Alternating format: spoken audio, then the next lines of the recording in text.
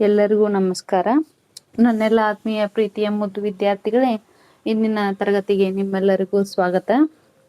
ಇಂದು ನಾವು ಪದ್ಯ ಭಾಗವಾಗಿರುವಂತಹ ನೀ ನನಗಿದ್ದರೆ, 6ನೇ ತರಗತಿಯ ಪದ್ಯ ಭಾಗ ನೀ ನನಗಿದ್ದರೆ ಎಂಬ ಪದ್ಯ ಭಾಗದ ಅರ್ಥವನ್ನ ಹಾಗೂ ಅದರ ಕವಿಗಳ ಪರಿಚಯವನ್ನ, ಪದಗಳ ಅರ್ಥವನ್ನ ಹಾಗೂ ಅದರ ಪ್ರಶ್ನೋತ್ತರಗಳನ್ನ ಇಂದಿನ ತರಗತಿಯಲ್ಲಿ ನಾವೇನ್ ಮಾಡೋಣ, ಚರ್ಚೆಯನ್ನ ಮಾಡೋಣ. ಮೊದಲನೇದಾಗಿ ಈ ಪದ್ಯ ಭಾಗದ ಸಾರಾಂಶ ಏನ್ ಹೇಳ್ತತಿ, ಪ್ರವೇಶ ಏನ್ ಹೇಳ್ತತಿ ಎಂಬುದ್ರ ಬಗ್ಗೆ ನೋಡೋಣ. ಅದಕ್ಕಿಂತ ಮುಂಚೆ ನಾವೇನ್ ಮಾಡೋಣ, ಕವಿಗಳ ಪರಿಚಯವನ್ನ, ಕವಿ ಯಾವಾಗ ಹುಟ್ಟಿದ್ರು, ಎಲ್ಲಿ ಹುಟ್ಟಿದ್ರು, ಅವ್ರು ಬರೆದಿರುವಂತಹ ಕೃತಿಗಳು ಯಾವುವು ಹಾಗೂ ಪದಗಳ ಅರ್ಥ ಏನು ಎಂಬುದ್ರ ಬಗ್ಗೆ ನೋಡಿಕೊಂಡು ಬರೋಣ ಬನ್ನಿ. ಪದ್ಯ ಭಾಗ 5 ನೀ ನನಗಿದ್ದರೆ. ನೀ ನನಗಿದ್ದರೆ ಕಯ್ಯಾರ ಕಿನ್ನಣ್ಣ ರೈರವರು ಬರೆದಿರುವಂತಹ ಈ ಪದ್ಯ ಭಾಗದ ನೀ ನನಗಿದ್ದರೆ ತುಂಬಾ ಸೊಗಸಾಗಿ ಸ್ವಾರಸ್ಯಕರವಾಗಿ ಮೂಡಿ ಬಂದಿರುವಂತಹ ಒಂದು ಪದ್ಯ. ಅದಕ್ಕಿಂತ ಮುಂಚೆ ಕವಿಗಳ ಪರಿಚಯವನ್ನ ಹಾಗೂ ಮತ್ತು ಪದಗಳ ಅರ್ಥವನ್ನ ನೋಡಿಕೊಂಡು ಬರೋಣ ಬನ್ನಿ. ಕವಿಗಳ ಪರಿಚಯ. ಕವಿ ಕೃತಿ ಪರಿಚಯ. ಕಯ್ಯಾರ ಕಿನ್ನಣ್ಣ ರೈ ಅವರು ಜೂನ್ 8, 1915 ಕಾಸರಗೋಡು ಜಿಲ್ಲೆಯ ಕಯ್ಯಾರ ಗ್ರಾಮದಲ್ಲಿ ಜನಿಸಿದರು. ಶಿಕ್ಷಕ, ಸಾಹಿತಿ, ಪತ್ರಿಕೋದ್ಯಮಿ ಹಾಗೂ ಸ್ವಾತಂತ್ರ್ಯ ಹೋರಾಟಗಾರರಾಗಿ ಹಲವಾರು ಕ್ಷೇತ್ರಗಳಲ್ಲಿ ಖ್ಯಾತರಾಗಿದ್ದಾರೆ. ಶ್ರೀಮುಖ, ಐಕ್ಯಗಾನ, ಗಂಧಾವತಿ ಮುಂತಾದ ಕವನ ಸಂಕಲನಗಳನ್ನು, ಅನ್ನದೇವರು ಮತ್ತು ಇತರ ಕಥೆಗಳು, ಸಣ್ಣ ಕಥಾ ಸಂಕಲನವನ್ನು ರಚಿಸಿದ್ದಾರೆ. ಇವರಿಗೆ ಕರ್ನಾಟಕ ಸಾಹಿತ್ಯ ಅಕಾಡೆಮಿ ಪ್ರಶಸ್ತಿ, ನಾಡೋಜ ಪ್ರಶಸ್ತಿ ಸೇರಿದಂತೆ ಹಲವು ಪ್ರಶಸ್ತಿ, ಗೌರವಗಳು ಲಭಿಸಿವೆ. ಇವರು 66ನೇ ಅಖಿಲ ಭಾರತ ಕನ್ನಡ ಸಾಹಿತ್ಯ ಸಮ್ಮೇಳನದ ಅಧ್ಯಕ್ಷರಾಗಿದ್ದರು. ಇವರು ಆಗಸ್ಟ್ 9, 2015 ದೈವಾಧೀನರಾದರು. ನೋಡಿ, ಕಯ್ಯಾರ ಕಿನ್ನಣ್ಣ ರೈರವರು ಜೂನ್ 8, 1915 ಇವರು ನಮ್ಮ ಕಾಸರಗೋಡು ಜಿಲ್ಲೆಯ ಕಯ್ಯಾರ ಅನ್ನುವಂತಹ ಒಂದು ಗ್ರಾಮದಲ್ಲಿ ಇವರು ಜನಿಸ್ತಾರ. ಇವರು ಮೂಲತಃ ಏನಪ್ಪಾ ಅಂದ್ರೆ ಅವರು ಟೀಚರ್ ಅಂದ್ರೆ ಶಿಕ್ಷಕರಾಗಿದ್ದು, ಸಾಹಿತಿ, ಪತ್ರಿಕೋದ್ಯಮಿ ಮತ್ತು ಸ್ವಾತಂತ್ರ್ಯ ಹೋರಾಟಗಾರರಾಗಿ ಹಲವಾರು ಕ್ಷೇತ್ರಗಳಲ್ಲಿ ಏನಿದ್ದಾರೆ ಹೆಸರನ್ನ, ತಮ್ಮದೇ ಆದಂತಹ ಹೆಸರನ್ನ ಪಡೆದಿದ್ದಾರ. ಇವರು ಬರೆದಿರುವಂತಹ ಕೆಲವೊಂದು ಕವನ ಸಂಕಲನಗಳು ಯಾವಪ್ಪ ಅಂದ್ರೆ ಶ್ರೀಮುಖ, ಐಕ್ಯಗಾನ, ಗಂಧಾವತಿ ಮುಂತಾದ ಕವನ ಸಂಕಲನಗಳು ಏನ್ ಮಾಡಿದಾರ, ರಚಿಸಿದಾರ. ಅನ್ನದೇವರು ಮತ್ತು ಇತರ ಕೃತಿಗಳು, ಹೀಗೆ ಸಣ್ಣ ಕಥಾ ಸಂಕಲನವನ್ನು ಕೂಡ ಏನ್ ಮಾಡಿದಾರ, ಇವರು ರಚಿಸಿದಾರ. ಇವರಿಗೆ ಬಂದಿರುವಂತಹ ಪ್ರಶಸ್ತಿಗಳು ಯಾವಪ್ಪ ಅಂದ್ರ ಕರ್ನಾಟಕ ಸಾಹಿತ್ಯ ಅಕಾಡೆಮಿ ಪ್ರಶಸ್ತಿ, ನಾಡೋಜ ಪ್ರಶಸ್ತಿ, ಹೀಗೆ ಸೇರಿದಂತೆ ಹಲವಾರು ಪ್ರಶಸ್ತಿಗಳು ಇವರಿಗೆ ಸಂದಿವೆ, ಲಭಿಸಿವೆ, ಬಂದಿವೆ. ಇವರು ನಮ್ಮ 66ನೇ ಅಖಿಲ ಭಾರತ ಕನ್ನಡ ಸಾಹಿತ್ಯ ಸಮ್ಮೇಳನದ ಅಧ್ಯಕ್ಷರು ಕೂಡ ಆಗಿದ್ದರು. ಇವರು ಯಾವಾಗ ದೈವಾಧೀನರಾದರಪ್ಪ ಅಂದ್ರ, ದೈವಾಧೀನರು ಅಂತಂದ್ರೆ ಮರಣ ಹೊಂದಿದರು ಅಥವಾ ನಿಧನ ಹೊಂದಿದರು. ಇವರು ಯಾವಾಗ ನಿಧನ ಹೊಂದಿದ್ರು ಅಂದ್ರ ನಮ್ಮ ಆಗಸ್ಟ್ 9, 2015 ಏನ್ ಮಾಡಿದ್ರು, ಇವರು ನಮ್ಮನ್ನೆಲ್ಲ ಬಿಟ್ಟು ಅಗಲಿದರು.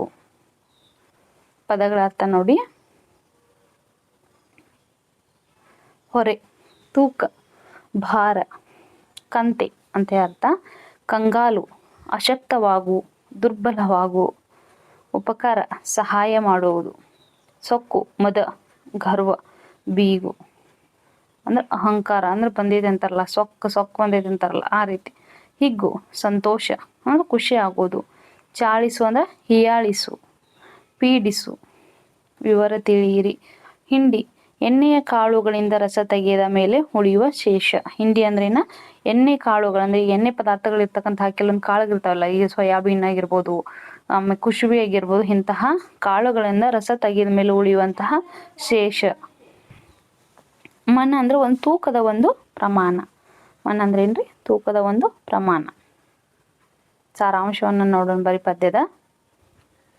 ಪದ್ಯ ಭಾಗ 5 ನೀ ನನಗಿದ್ದರೆ. ಕಯ್ಯಾರ ಕಿನ್ನಣ್ಣ ರೈ. ಪ್ರವೇಶ ಏನ್ ಹೇಳ್ತತಿ, ಮಾನವ ಸಂಘಜೀವಿ, ಒಂಟಿಯಾಗಿ ಬದುಕಲಾರ. ಅದೇ ರೀತಿ ಪ್ರಾಣಿ ಪಕ್ಷಿಗಳು ಕೂಡ ಸಂಘಜೀವಿಗಳಾಗಿ ಬದುಕುವುದನ್ನು ಗಮನಿಸಿದ್ದೇವೆ. ಜೀವನದಲ್ಲಿ ಕಷ್ಟಗಳು ಬರುವುದು ಸಹಜ ಹಾಗೂ ಆಕಸ್ಮಿಕ.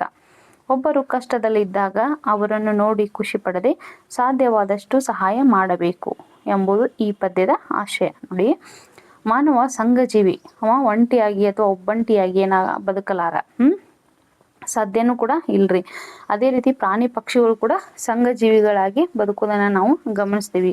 ಅವು ಕೂಡ ಒಂಟಿಯಾಗಿ ಒಬ್ಬಂಟಿಯಾಗಿ ಬದುಕಲು ಸಾಧ್ಯವಿಲ್ಲ. ನಮ್ಮ ಜೀವನದಲ್ಲಿ ಕಷ್ಟ ಯಾರಿಗೆ ಬರಲ್ಲ ಹೇಳಿ ನೋಡೋಣ? ಪ್ರತಿಯೊಬ್ಬರಿಗೂ ಅವರದೇ ಆದಂತಹ ಅವರ ಸಮಸ್ಯೆಗಳಿಗೆ, ಅವರ ಜೀವನಕ್ಕೆ ತಕ್ಕಂತಹ ಕಷ್ಟಗಳು ಇದ್ದೇ ಇರ್ತವ. ಆದ್ರೆ ಆ ಕಷ್ಟಗಳು ಬರುವುದೇ ಸಹಜ. ಅಂತಹ ಕಷ್ಟಗಳು ಬಂದಾಗ ನಾವು ಕುಗ್ಗದೆ ಅದನ್ನ ಏನ್ ಮಾಡ್ಬೇಕು? ಎದುರಿಸಬೇಕು. ಅವ್ರ ಕಷ್ಟ ಇಪ್ಪ ಅಂತೇಳಿ ನಾವು ನೋಡಿ ಖುಷಿ ಪಡೋದಲ್ಲ, ನಾವು ಸಹಾಯ ಮಾಡುವಂತಹ ಗುಣವನ್ನ ಬೆಳೆಸಿಕೊಳ್ಬೇಕು. ಸಾಧ್ಯವಾದಷ್ಟು ನಮ್ಮ ಕೈಗೆ ಎಷ್ಟು ಸಾಧ್ಯನೋ ಅಷ್ಟು ನಾವು ಕಷ್ಟದಲ್ಲಿದ್ದವರಿಗೆ ಸಹಾಯವನ್ನ ಮಾಡ್ಬೇಕನ್ನೋದೇ ಈ ಪದ್ಯದ ಆಶಯ. ಪದ್ಯ ಪ್ರಾರಂಭ ಮಾಡೋಣ. ಮೊದಲು ಒಂದ್ಸಲ ಎಲ್ಲ ಓದ್ತೀನಿ. ಸಂತೆಗೆ ಹೋದನು ಭೀಮನ್ನ, ಹಿಂಡಿಯ ಕೊಂಡನು 10 ಮನ. ಕತ್ತೆಯ ಬೆನ್ನಿಗೆ ಹೇರಿಸಿದ, ಕುದುರೆಯ ಜೊತೆಯಲ್ಲಿ ಸಾಗಿಸಿದ. ಕತ್ತೆಯು ಅರಚಿತು ಓ ಗೆಳೆಯ, ಅರ್ಧವ ನೀ ಹೊರು ದಮ್ಮಯ್ಯ. ಕುದುರೆಗೆ ಕೂಗದು ಕೇಳಿಸಿತು, ಕತ್ತೆಯ ಕಿರುಚನು ಚಾಳಿಸಿತು. ನಿನ್ನಯ ಬೆನ್ನಿಗೆ ಹಾಕಿದನು, ಅದುಕೆ ನಿನ್ನನು ಸಾಕಿದನು. ನೀನೇ ಹೊತ್ತುಕೊ ಬೇಗ ನಡಿ, ದನಿಯದು ಬರುವನು ಹಾದಿ ಹಿಡಿ. ನಡುಗಿತು ಕತ್ತೆಯ ಕೈಕಾಲು, ಬಿದ್ದಿತು ಭೂಮಿಗೆ ಕಂಗಾಲು. ಬಂದನು ಆಗಲೇ ಭೀಮನ್ನ, ಕುದುರೆಗೆ ಹೊರಿಸಿದ 10 ಮನ. ಹೊತ್ತಿತು ಕುದುರೆಯು ಹೊರೆಯನ್ನ, ಅತ್ತಿತು ಬಗ್ಗಿಸಿತು ಬೆನ್ನ. ಕುದುರೆಯು ಬೇಡಿತು ಕತ್ತೆಯನು, ಮರೆಯನು ನಿನ್ನುಪಕಾರವನು. ಒಂದಿಷ್ಟಾದರೂ ಹೊತ್ತು ಬಿಡು, ನನ್ನಯ ಪ್ರಾಣವ ಉಳಿಸಿಕೊಡು. ಕತ್ತೆಯು ಹೇಳಿತು ಹಿಗ್ಗಿನಲಿ, ಆಗೇ ನಂದಿಯ ಸೊಕ್ಕಿನಲಿ. ನನ್ನಯ ಕಷ್ಟದಿ ಹಿಗ್ಗಿದ್ದಿ, ಬಂತೆ ಈಗಾದರೂ ಬುದ್ಧಿ. ನೀ ನನಗಿದ್ದರೆ ನಿನಗೆ, ನೆನಪಿರಲಿ ನುಡಿ ನಮ್ಮೊಳಗೆ. ನೋಡಿ, ಎಷ್ಟು ಸೊಗಸಾಗಿ ಸ್ವಾರಸ್ಯಕರವಾಗಿ ಈ ಪದ್ಯವನ್ನ ಹೇಳಿದಾರಪ್ಪ ನಮ್ಮ ಕವಿಗಳು ಅಂತಂದ್ರ. ಪದ್ಯದ ಸಾರಾಂಶವನ್ನು ಒಂದೊಂದು ಪದ ಹೇಳ್ತಾ ಹೋಗ್ತೀನಿ ನೋಡಿ. ಸಂತೆಗೆ ಹೋದನು ಭೀಮನ್ನ. ಭೀಮನ್ನ ಅನ್ನುವಂತಹ ಒಬ್ಬ ವ್ಯಕ್ತಿ ಇದ್ದ. ಆತ ಏನ್ ಮಾಡಿದ? ಸಂತೆಗೆ ಹೋದ. ಭೀಮನ್ ಅನ್ನುವಂತಹ ವ್ಯಕ್ತಿ ಒಂದು ದಿನ ಎಲ್ಲಿ ಹೋಗ್ತಾನ? ಸಂತೆಗೆ ಹೋಗ್ತಾನ. ಹಿಂಡಿಯ ಕೊಂಡನು 10 ಮನ. ಹಿಂಡಿ ಅಂದ್ರೆ ಎಲ್ಲ ಎಣ್ಣೆಗಳ ಕಾಳು ಪದಾರ್ಥಗಳನ್ನ ತೆಗೆದು ಉಳಿದಿರುವಂತಹ ಒಂದು ಶೇಷ ಅಂತ ಏನ್ ಹೇಳಿದ್ವಲ್ಲ, ಅದಕ್ಕೆ ನಾವು ಏನಂತೇವೆ? ಹಿಂಡಿ ಅಂತ ಕರಿತೀವಿ. ಅದನ್ನ ದನ ಕರುಗಳಿಗೆ ಹಾಕಲು ನಾವು ಉಪಯೋಗಿಸ್ತೀವಿ. 10 ಮನ ಅಂತಂದ್ರೆ, ಮನ ಅಂದ್ರ ಒಂದು ತೂಕದ ಒಂದು ಪ್ರಮಾಣ. ಹೀಗೆ ಆ ತೂಕಕ್ಕೆ ಸರಿ ಸಮಾನವಾಗಿ ಅವ ಏನ್ ಮಾಡ್ತಾನ? 10 ಅನ್ನುವಂತಹ 10 ತೂಕದ ಮನವನ್ನ ಹೊಂದಿರುವಂತಹ 10 ಮನವನ್ನ ಹಿಂಡಿಯನ್ನ ಭೀಮನ್ ಏನ್ ಮಾಡ್ತಾನ? ಕೊಂಡ್ಕೊಳ್ತಾನ. ಒಂದು ದಿನ ಭೀಮನ್ನ ಸಂತೆ ಹೋಗ್ತಾನ. ಹಿಂಡಿಯನ್ನ ಎಷ್ಟು ಕೊಟ್ಕೋತಾನ? 10 ಮನ ಹಿಂಡಿಯನ್ನ ಕೊಂಡುಕೊಂಡ. ಕತ್ತೆಯ ಬೆನ್ನಿಗೆ ಹೇರಿಸಿದ. ಭೀಮನ್ನ 10 ಮನ ಕೊಂಡುಕೊಂಡಿರುವಂತಹ ಹಿಂಡಿಯನ್ನ ಏನ್ ಮಾಡಿದ? ಯಾರ ಬೆನ್ನಿಗೆ ಏರಿಸಿದ? ಕತ್ತೆಯ ಬೆನ್ನ ಮೇಲೆ ಇರಿಸಿದ. ಕುದುರೆಯ ಜೊತೆಯಲ್ಲಿ ಸಾಗಿಸಿದ. ಕುದುರೆಯನ್ನು ತನ್ನ ಜೊತೆ ಕರೆದುಕೊಂಡು ಹೋಗಿದ್ದ. ಕುದುರೆ, ಕತ್ತೆ ಮತ್ತು ಭೀಮನ್ನ 3 ಜನರು ಕೂಡ ಸಂತೆಗೆ ಹೋಗಿದ್ರು. ಆ ಸಂತೆಯಲ್ಲಿ ಭೀಮನ್ ಏನ್ ಮಾಡಿದ? 10 ಮನ ಹಿಂಡಿಯನ್ನ ಕೊಂಡುಕೊಂಡಿರುವಂತಹ ಹಿಂಡಿಯನ್ನ ಭೀಮನ್ನ ಕತ್ತೆಯ ಬೆನ್ನ ಮೇಲೆ ಇರಿಸಿ, ಕುದುರೆಯ ಜೊತೆಯಲ್ಲಿ ನಡೀರಿ, ನಾನು ಬರ್ತೀನಂತೆ 3 ಜನ ಹೊರಟ್ರು ದಾರಿಲಿ. ಕತ್ತೆಯು ಅರಚಿತು ಓ ಗೆಳೆಯ. ಆಗ 10 ಮನ ಹಿಂಡಿಯನ್ನು ಹೊತ್ತುಕೊಂಡು ಬಂದಿರುವಂತಹ ಕತ್ತೆ ಬೆನ್ನ ಬಹಳ ಅಂದ್ರೆ ಬಹಳ ನೋವಾಗಿತ್ತು. ಅಂದ್ರ ಭಾರವನ್ನ ಸಹಿಸಲಾರದೆ, ಅದನ್ನ ತಾಳಲಾರದೆ ಅದೇನ್ ಮಾಡಿತ್ತು? ಅವಾಗ ಅರಚಿತು ಓ ಗೆಳೆಯ ಅಂತೆ. ಕತ್ತೆ ಯಾರನ್ನ ಕರೀತು? ಇಲ್ಲಿ ಕುದುರೆಯನ್ನ. ಕುದುರೆಗೆ ಇಲ್ಲಿ ಕತ್ತೆಯನ್ನ ಗೆಳೆಯ ಅನ್ನುವಂಥ ಒಂದು ಪದದಿಂದ ಸಂಬೋಧನೆಯನ್ನ ಮಾಡ್ತೈತಿ. ಅದು ಕತ್ತೆಯು ಅರಚಿತು ಓ ಗೆಳೆಯ. ಕತ್ತೆ ಕುದುರೆಯನ್ನ ಗೆಳೆಯ ಅಂತೇಳಿ ಕರೆಯಿತು. ಅರ್ಧವ ನೀ ಹೊರು ದಮ್ಮಯ್ಯ. ದಮ್ಮಯ್ಯ ಅಂದ್ರ ನಾವು ರಿಕ್ವೆಸ್ಟ್ ಮಾಡ್ಕೋತೀವಲ್ರಿ, ಅದು ಪ್ಲೀಸ್ ಪ್ಲೀಸ್ ಪ್ಲೀಸ್ ಅಂತ ಹೇಳಿ ಹೇಳ್ತೀವಲ್ಲ, ಅದ ದಮ್ಮಯ್ಯ ಅಂತ ಕರಿತೀವಿ. ಅದಕ್ಕ ಅರ್ಧ ನೀ ಹೊರು, ನಿನ್ ಪ್ಲೀಸ್ ಅಂತೇಳಿ ನಿನ್ ಕೈಕಾಲು ಮುಗಿತೀವಿ ಅಂತ ಹೇಳ್ತೀವಲ್ಲ. ಈಗ ಯಾರಿಗಾದ್ರೂ ಏನಾರು ಒಂದು ಸಣ್ಣ ಸಹಾಯ ಮಾಡಿದ್ರೆ ಓ ಪ್ಲೀಸ್ ಪ್ಲೀಸ್ ಪ್ಲೀಸ್ ಅಂತೀವಲ್ಲ, ಅದೇ ರೀತಿಯಾಗಿ ಕತ್ತೆ ಏನ್ ಹೇಳ್ತೈತಿ? ಗೆಳೆಯ ಅಂತ ಕರೆದು, ಅರ್ಧ ನೀ ಹೊರು, ನಂಗ ಬೆನ್ನು ಯಾತೈತಿ, ಬಹಳ ಭಾರ ಆಗೈತಿ, 10 ಮನ ಹಿಂಡಿ ತುಂಬಾ ಭಾರವಾಗೈತಿ, ಅರ್ಧ ನೀ ಸ್ವಲ್ಪ ಹೊರು ಅಂತೇಳಿ ಕತ್ತೇನ ಯಾರಿಗೆ ಹೇಳ್ತತಿ? ಕುದುರೆಗೆ ಹೇಳ್ತತಿ. ಕುದುರೆಗೆ ಕೂಗದು ಕೇಳಿಸಿತು. ಕುದುರೆಗೆ ಏನಾಯ್ತು? ಕೂಗದ ಕೇಳಿಸ್ತು.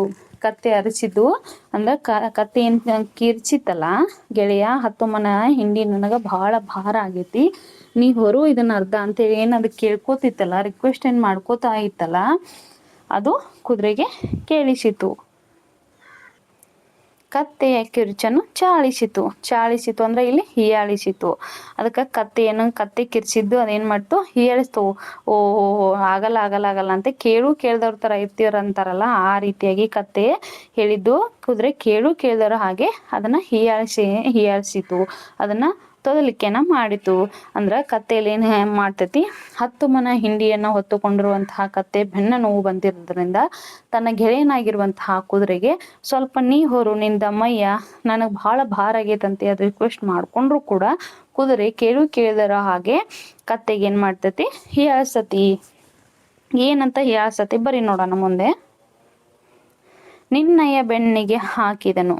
ಕತ್ತೆಗೆ ಕುದುರೆ ಏನ್ ಹೇಳ್ತತಿ, ಆ 10 ಮನ ಹಿಂಡಿ ನಿನಗ ಹಾಕಿದಾನ, ಅದನ್ನ ನಿಂಗ್ ಹಾಕೋದಕ್ಕಾಗಿ ಅವ ಏನ್ ಮಾಡ್ಯಾನ, ಧನಿ ನಿನ್ನನ್ನ ಸಾಕಿದಾನ, ಅದಕ್ಕೆ ಅದನ್ನ ನೀನೇ ಹೊರಬೇಕು ಅಂತ ಹೀಯಾಳಿಸ್ತತಿ. ಅದಕ್ಕೆ ನಿನ್ನನ್ನು ಸಾಕಿದನು. ನೋಡಿ, ಆ ಧನಿ ಆದವನು ನಿನ್ನನ್ನು ಯಾಕೆ ಸಾಕಿದಾನ, ಈ ಹಿಂಡಿಯನ್ನು ಹೊರು ಸಲುವಾಗಿನ ಸಾಕಿದಾನ. ಈಗ ಅಗಸರು ಕತ್ತೆಯನ್ನ ಸಾಕ್ತಾರ್ರಿ, ಯಾಕೆ ಸಾಕ್ತಾರ, ತಮ್ಮ ಬಟ್ಟೆಗಳನ್ನ ಹೊತ್ಕೊಂಡು ಹೋಗ್ಲಿಕ್ಕೆ ಸಹಾಯ ಮಾಡ್ಲಿಕ್ಕೆ ಅನುಕೂಲವಾಗ್ಲಿ ಅನ್ನುವಂತಹ ಒಂದು ಕಾರಣದಿಂದ ಕತ್ತೆಯನ್ನ ಸಾಕ್ತಾರಲ್ಲ, ಅದೇ ರೀತಿಯಾಗಿ ಆ ಧನಿ ಏನ್ ಮಾಡಿದಾನ, ಭೀಮಣ್ಣ ಅನ್ನುವಂತ ವ್ಯಕ್ತಿ ನಿನ್ನನ್ನ ಸಾಕಿದಾನ. ಎದ್ರ ಸಲುವಾಗಿ ಸಾಕಿದಾನ, ಅದನ್ನ ಈ ಕೆಲಸ ಮಾಡ್ಲಿ, ಇವನ್ನೆಲ್ಲ ಭಾರವನ್ನ ನೀ ಹೊರ್ಲಿ ಅನ್ನೋ ಕಾರಣಕ್ಕಾಗಿ ಆತ ನಿನ್ನನ್ನು ಸಾಕಿದಾನ, ನೀನೇ ಇದನ್ನ ಹೊರ್ಬೇಕಂತ ಹೇಳ್ತಾನ. ನೀನೇ ಹೊತ್ತುಕೋ ಬೇಗ ನಡಿ, ಅದಕ್ಕ ನೀನ್ ಏನ್ ಮಾಡು, ನೀನ ಹೊತ್ಕೋ, ಬೇಗ ಬೇಗ ನಡಿ, ಬೇಗ ಮನೆಗೆ ಹೋಗೋಣ, ನೀನ ಹೊತ್ಕೋ ಅಂತ ಹೇಳ್ತತಿ ಕುದುರೆ. ಯಾರಿಗೆ ಹೇಳ್ತತಿ, ಕುದುರೆ ಕತ್ತೆಗೆ ಹೇಳ್ತತಿ. ದನಿ ಎದು ಬರುವನು ಹಾದಿ ಹಿಡಿ. ನೋಡು, ದನಿ ಬರಾಕತ್ತಾನ ಹಿಂದಿಂದ, ನಾವು ಮುಂದ್ ಹೊಂಟೇವಿ, ಬೇಗ ಬೇಗ ಮನೆಗೆ ನಡಿ, ಹಾದಿ ಹಿಡಿ ಅಂತ ಹೇಳ್ತತಿ.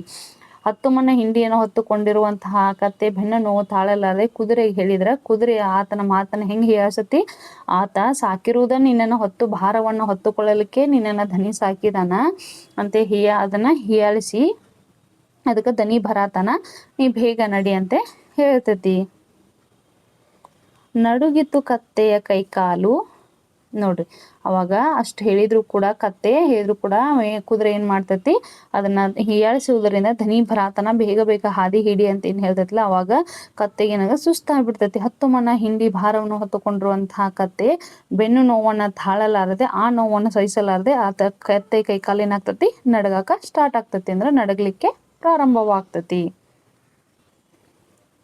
ಬಿದ್ದಿತು ಭೂಮಿಗೆ ಕಂಗಾಲು. ನೋಡ್ರಿ, ಕತ್ತೆ ಭಾರವನ್ನ ಸಹಿಸಲ್ಲ, ಕೆಳಗ ಬಿದ್ದು ಬಿಡ್ತು, ದಪ್ಪ ಅಂತ ಹೇಳಿ ಬಿದ್ದು ಬಿಡ್ತು. ಬಂದನು ಆಗಲೇ ಭೀಮಣ್ಣ.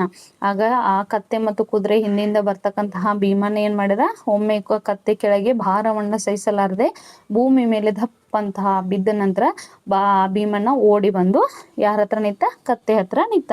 ಕುದುರೆಗೆ ಹೊರಿಸಿದ 10 ಮನ. ಆಗ ಕುದುರೆಗೆ ಏನ್ ಮಾಡ್ತಾನೆ ಭೀಮಣ್ಣ, ಕೆಳಗೆ ಬಿದ್ದಿರುವಂತಹ ಕತ್ತೆಯ ಮೇಲಿರುವಂತಹ 10 ಮನ ಹಿಂಡಿಯನ್ನ ತೆಗೆದುಕೊಂಡು ಯಾರಿಗೆ ಹೊರಸ್ತಾನ, ಇಲ್ಲಿ ಕುದುರೆಗೆ ಹೊರಸ್ತಾನ. 10 ಮನ ಹಿಂಡಿಯನ್ನ ಕುದುರೆಗೆ ಹೊರಸ್ತಾನ. ಹೊತ್ತಿತು ಕುದುರೆಯು ಹೊರೆಯನ್ನ. ಕುದುರೆ ಏನ್ ಮಾಡ್ತಿಲ್ಲ, ಹೊತ್ತಿತು ಕುದುರೆಯು ಹೊರೆಯನ್ನ. 10 ಮನ ಹಿಂಡಿಯ ಭಾರವನ್ನ ಏನ್ ಮಾಡ್ತು, ಕುದುರೆ ಏನ್ ಮಾಡ್ತು, ಹೊತ್ಕೊಳ್ಳೇಬೇಕು. ಮತ್ತ ಮಾಲಕಲ್ಲ, ಧನಿ, ಅವ ಹೊರಿಸಿದ, ಕತ್ತೆಗೆ ಭಾರ ಆಗಿದ್ದರಿಂದ ಕುದುರೆಗೆನ ಹೊರಸ್ತಾನಲ್ಲ, ಅವಾಗ ಕುದುರೆ ಏನ್ ಮಾಡ್ತಿತ್ತು, ಆ ಹೊರೆಯನ್ನ 10 ಮನದ ಹಿಂಡಿಯ ಹೊರೆಯನ್ನ, ಭಾರವನ್ನ ಹೊತ್ಕೊಳ್ತತಿ. ಹತ್ತಿತು ಬಗ್ಗಿಸಿತು ಬೆನ್ನ. ಅವಾಗ ಅದೇನ್ ಮಾಡ್ತು, ಅಳಾಕ್ ಸ್ಟಾರ್ಟ್ ಮಾಡ್ತತಿ, ಬಗ್ಗಿಸ್ತತಿ, ಮೇಲೆ ಎಬ್ಬಿಸ್ತತಿ. ತುಂಬಾ ಭಾರ ಐತಿ, ತುಂಬಾ ಭಾರ ಐತಿ ಅಂತೇಳಿ ಅಳ್ಳೋದು ಬಗ್ಗಿಸೋದು ಬೆನ್ನನ್ನ ಕುದುರೆ ಮಾಡ್ತತಿ. ಕುದುರೆಯು ಬೇಡಿತು ಕತ್ತೆಯನ್ನು. ನೋಡ್ರಿ, ಆಗ ಅಲ್ಲಿ ಕತ್ತೆ, ಓ ಗೆಳೆಯ, ನನ್ನ ಅರ್ಧ ಭಾರವನ್ನ ನೀನು ಹೊತ್ಕೋ, ನಿನ್ನ ಅರ್ಧ ಭಾರವನ್ನ ಮುಂದೆ ನಾ ಹೊತ್ಕೋತೀನಿ ಅಂತೇಳಿ ಗೆಳೆಯನಿಗೆ ಕತ್ತೆ ಹೇಳಿದಾಗ ಕುದುರೆ ಏನ್ ಮಾಡ್ತತಿ, ನಿನ್ನ ಸಾಕಿದಾನ, ನಿನ್ನ ಭಾರ ಹೊರ್ಲಿಕ್ಕನೆ ಭೀಮನ ಸಾಕಿರೋದು, ಧನಿ ಸಾಕಿರೋದು ಅಂತ ಹೇಳಿ ಆತನನ್ನ ಕುದುರೆ ಕತ್ತೆಗೆ ಹೇಳಿಸಿರತ್ತ. ಹೀಗಾಗಿ ಕುದುರೆ ಈಗ ಭಾರವನ್ನು ಹೊತ್ತಿರುವಂತಹ ಕುದುರೆ ಬೆನ್ನು ನೋವು ತಾಳಲಾರದೆ ಕತ್ತೆಯನ್ನ ಬೇಡಿಕೊಳ್ತತಿ. ಮರೆಯೇನು ನಿನ್ನ ಉಪಕಾರವನ್ನ ನಾ ಮರೆಯುವುದಿಲ್ಲ, ಅದಕ್ಕೆ ನೀ ಏನ್ ಮಾಡ್ತತಿ, ಈ ಮನದ ಭಾರವನ್ನ ಸ್ವಲ್ಪ ತಗೋ, ನಾನು ಕಷ್ಟದಲ್ಲಿದ್ದೀನಿ, ನನ್ನ ಭಾರದ ಉಪಕಾರವನ್ನ ನೀ ತೊಗೊಂಡೆ ಅಂದ್ರೆ ನಿನ್ನ ಉಪಕಾರ ನಾನು ಯಾವತ್ತೂ ಮರೆಯುವುದಿಲ್ಲ ಅಂತೇಳಿ ಕತ್ತೆಗೆ ಕುದುರೆ ಹೇಳ್ತೈತಿ. ನೋಡ್ರಿ ಮುಂದೆ ಏನು ಹೇಳ್ತೈತಿ ಕೇಳೋಣ.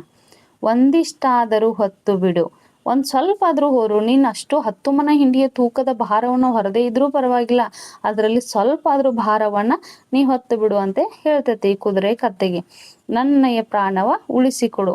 ನೋಡು, ನೀ ಒಂದು ಸ್ವಲ್ಪ ಹೊತ್ತಂದ್ರೆ ನನಗೊಂದು ಸ್ವಲ್ಪ ಏನಕತಿ ಅವಕಾಶ ಸಿಗ್ತತಿ. ಅದಕ್ಕೆ ನನ್ನ ಬೆನ್ನ ನೋವು ಸ್ವಲ್ಪ ಕಡಿಮೆ ಆಗ್ತತಿ, ಅದರಿಂದ ನನ್ನ ಪ್ರಾಣ ಸ್ವಲ್ಪ ಉಳಿದಂಗೆ ಆಕತಿ. ಅದರ ಪ್ರಾಣವನ್ನು ಉಳಿಸಿಕೊಡು ಅಂತ ಕೇಳ್ತತಿ. ಕತ್ತೆಯು ಹೇಳಿತು ಹಿಗ್ಗಿನಲಿ. ಆಗ ಕತ್ತೆ ನೋಡ್ರಿ ಖುಷಿಯಿಂದ ಏನು ಹೇಳ್ತತಿ, ಆಗೇನಂದಿಯ ಸೊಕ್ಕಿನಲ್ಲಿ.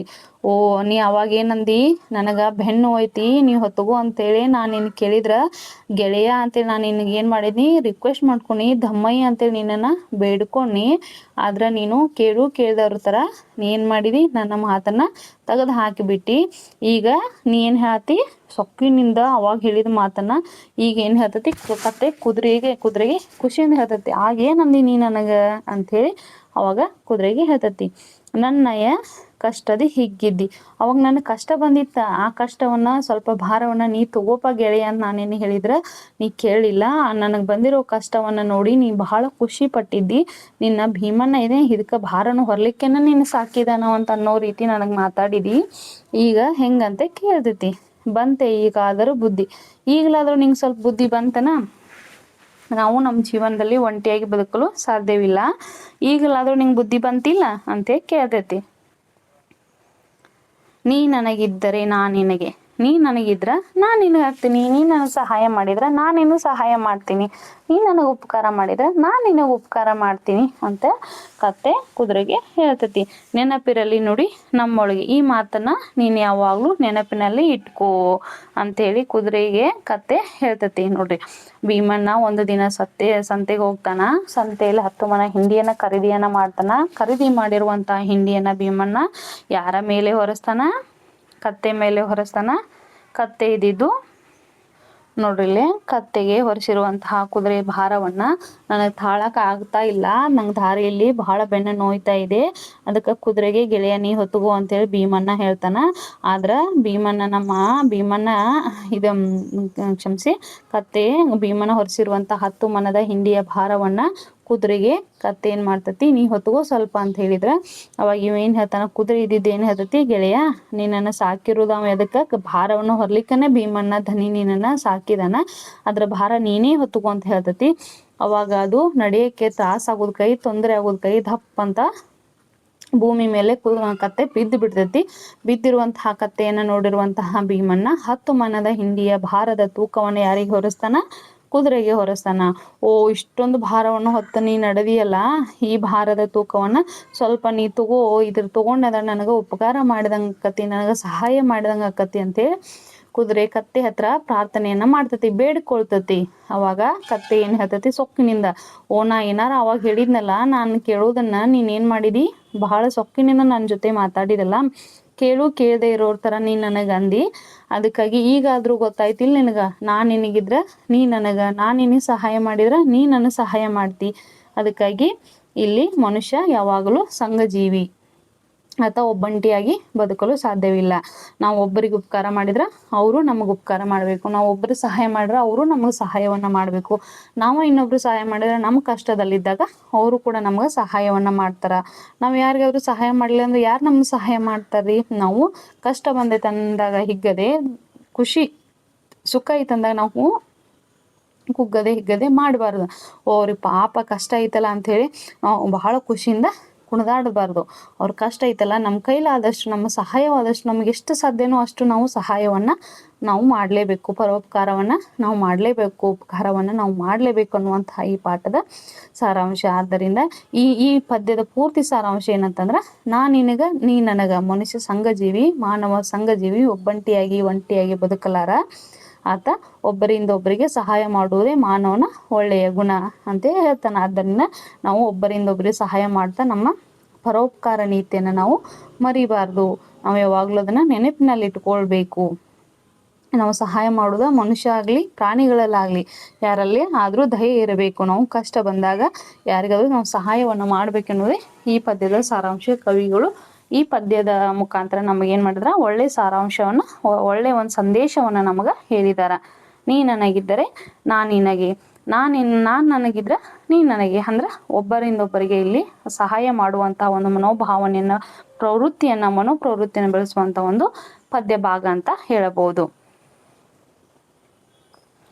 ನನ್ನೆಲ್ಲ ಆತ್ಮೀಯ ಪ್ರೀತಿಯ ಮುದ್ದು ವಿದ್ಯಾರ್ಥಿಗಳೇ, ಈ ಪದ್ಯದ ಸಾರಾಂಶವನ್ನು ಇದುವರೆಗೆ ನೀವು ವೀಕ್ಷಣೆ ಮಾಡಿದ್ದಕ್ಕೆ ನಿಮ್ಮೆಲ್ಲರಿಗೂ ಥ್ಯಾಂಕ್ಸ್ ಅನ್ನು ಹೇಳಕ್ಕೆ ಇಷ್ಟಪಡ್ತೀನಿ. ನಿಮಗೆ ಏನಾದರೂ ಸಂದೇಹವಿದ್ದರೆ, ಈ ಪದ್ಯ ಭಾಗದಲ್ಲಿ ಏನಾದರೂ ನಿಮ್ಮ ಗೊಂದಲಗಳಿದ್ದರೆ ನೀವು ಕಮೆಂಟ್ ಬಾಕ್ಸಲ್ಲಿ ತಿಳಿಸ್ಬೋದು. ತಿಳಿಸುವಂಥ ಒಂದು ಸಣ್ಣ ಪ್ರಯತ್ನವನ್ನು ಮಾಡ್ತೀನಿ. ಎಲ್ಲರಿಗೂ ಧನ್ಯವಾದ. ನಮಸ್ಕಾರ.